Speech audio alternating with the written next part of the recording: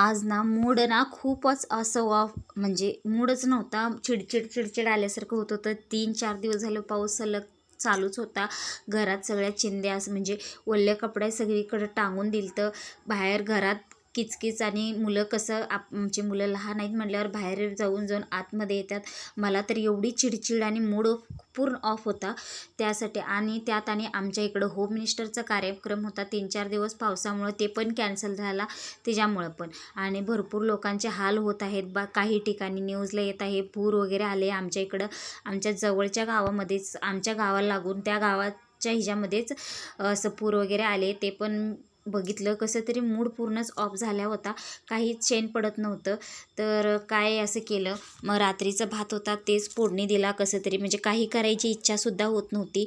आणि मुलांना सुट्टी वगैरे दिलं तर कारण की पूरग्रस्तांना तिथं ठेवायचं असं काहीतरी चाललं होतं वाटतं. त्यामुळं मुलांना सुट्टी वगैरे दिलं होतं.